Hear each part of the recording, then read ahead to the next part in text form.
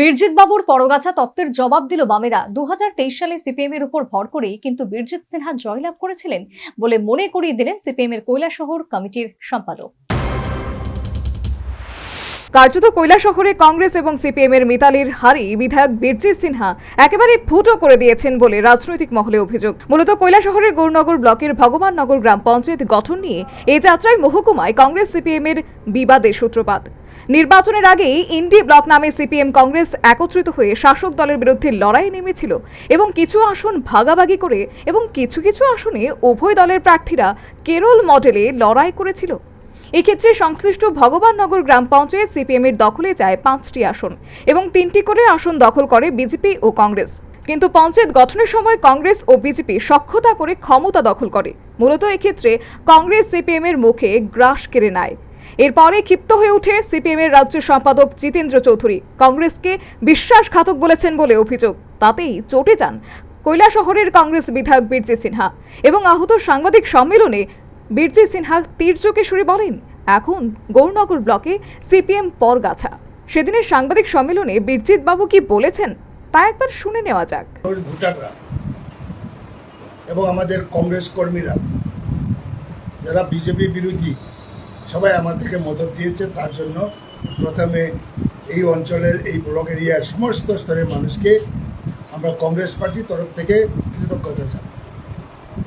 এবং আমরা লক্ষ্য ছিল পঞ্চায়েত সমিতি দখল করা, আমরা লক্ষ্যে পৌঁছতে পেরেছি।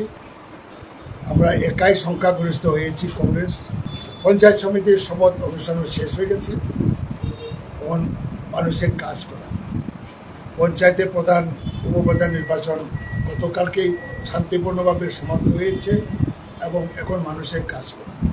আমাদের একটা মাত্র লক্ষ্য এই ব্লকে বেশি গরিবের চিহ্নিত করে এই ক্যাটাগরিতে মানুষের উন্নয়ন করা।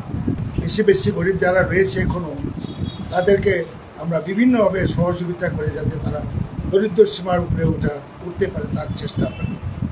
বদরুজ্জামান ভাইস চেয়ারম্যান হলেও বদরুজ্জামানের নেতৃত্বেই পঞ্চায়েত সমিতির কাজ চলবে। চেয়ারম্যানও এখানে উপস্থিত আছেন এবং আশা করি উন্নয়নের ক্ষেত্রে একটা যুগান্তকারী ঘটনা ঘটাতে পারবে বলে আমার বিশ্বাস। গত 2 দিনে যে পঞ্চায়েতের প্রধান উপপ্রধান নির্বাচনে আমরা বিশ্বাস করি নাই তারাও কংগ্রেস প্রার্থী প্রধান উপপ্রধানকে ভোট দিয়েছে। যেমন ইয়াজে খাওড়া 3 জন বিজেপির সদস্য, 6 জন কংগ্রেস, কিন্তু প্রধান উপপ্রধান নির্বাচনে তারাও সমর্থন করে সর্বসম্মতভাবে প্রধান উপপ্রধান নির্বাচন হয়েছে 9-0। ইরানি গাঁওসভা গতকালকে প্রধান উপপ্রধান নির্বাচন হয়েছে, এখানে কংগ্রেস 9 2 জন হলো বিজেপি, সেই বিজেপিও সাপোর্ট করেছে, এখানে 11-0 হয়েছে। এরপরে রাঙাউটি গাঁওসভা তো অনুরূপ হয়েছে, বিজেপির নির্বাচিতরাও তারা এই আমাদের প্রধান উপপ্রধানকে সাপোর্ট করেছে। আরেকটা ভগবাননগর গাঁও পঞ্চায়েতে বিজেপি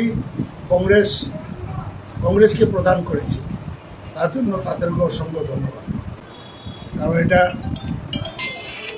পঞ্চায়েত লেভেলে তারা নিজেরাই আন্ডারস্ট্যান্ডিং করে এবং এই ভগবাননগর পঞ্চায়েতে সিপিএমের সঙ্গে আমাদের জোট হয়নি, এখানে কেরালা মডেলে লড়াই হয়েছিল। আমি একজন বিধায়ক হিসাবে পঞ্চায়েতকে সর্বতভাবে আমরা সহযোগিতা করি। ভগবাননগর পঞ্চায়েতে নির্বাচনে আমরা কারোর সঙ্গে অ্যালায়েন্স করি, সিট ভাগাভাগি করি, আমরা এককভাবে লড়াই করেছি। এখানে বিশ্বাসঘাতকতার প্রশ্ন নয়, এখানে জোটের প্রশ্ন নয়, আমরা একাই দাঁড়িয়েছি। এখানে যখন আমাদের গৌরনগর ব্লকে সিপিএম হলো পরগাছা, কংগ্রেসের উপরে থেকে বাঁচতে চায়। পরগাছা বুঝেন তো, সোনারগাঁও থেকেও আসছে। আর যেখানে ফুলবাড়ি কান্দিতে আমরা একাই সংখ্যাগরিষ্ঠ, কিন্তু এখানে অ্যালায়েন্স হয়েছে বলে সিপিএমকে আমরা উপপ্রধান মেনে নিয়েছি। সুতরাং তারা যে অভিযোগ যদি করে থাকে এটা আমি নিন্দা করি। ফুলবাড়ি কান্দি এক্সাম্পল। এবার বীরজিৎ বাবুর এই তীর্যকের জবাব দিলেন সিপিএম এর কৈলাসহর মহকুমা কমিটির সম্পাদক বিশ্বরূপ গোস্বামী। 2018 এবং 2023 সালের বিধানসভা নির্বাচনে কৈলাসহর বিধানসভা কেন্দ্রে বীরজিৎ সিনহার জয় পরাজয়ের পরিসংখ্যান তুলে ধরে শেষ জয়টা বীরজিৎ বাবুর সিপিএম এর উপর ভর করেই বলে কটাক্ষ করলেন সিপিএম নেতা বিশ্বরূপ গোস্বামী। মানুষও জানেন 2018 সালের বিধানসভা নির্বাচনে এই কৈলাসহর কেন্দ্রে কংগ্রেস মাত্র 7,000 সামথিং ভোট পেয়েছিল, সিপিআইএম প্রার্থী ভোট পেয়েছিলেন 18,000। 2023 সালে আমাদের জেতা আসন এই মানে ফ্যাসিস্ট শক্তিকে আটকানোর জন্য, গণতান্ত্রিক ধর্মনিরপেক্ষ শক্তিকে ঐক্যবদ্ধ করার জন্য আমরা দিয়েছিলাম এবং সেখানে তিনি নিজেই প্রতিদ্বন্দ্বিতা করেছিলেন।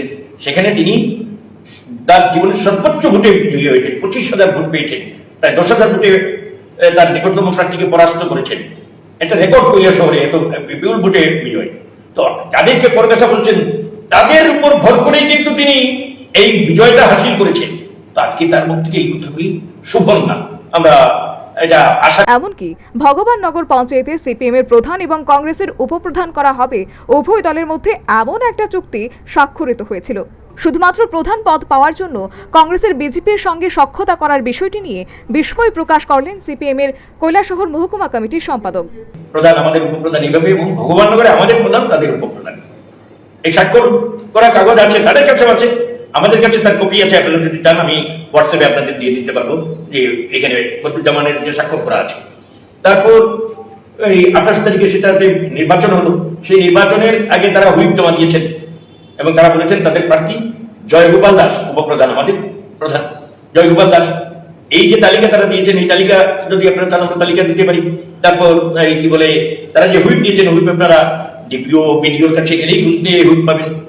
হুইপ দেওয়ার পর দেখা গেল সেখানে একদিকে হুইপ দিয়েছেন, অপরদিকে গিয়ে সেখানে বিজেপির সাথে মিতালি করে পঞ্চায়েত গঠন করলেন। এবং যারা বলছেন গণতান্ত্রিক আন্দোলনের জন্য লড়াই করছেন, ধর্মনিরপেক্ষ পরিবেশের জন্য, সেখানে প্রধানের জন্য বিজেপি কালকে বললেন, আমি শুনে অবাক হয়ে গেলাম যে আমরা তো প্রধান পেয়েছি। তো প্রধানটাই বড় হয়ে গেল সাম্প্রদায়িক শক্তির সাথে কোলাকুলি করতে গিয়ে।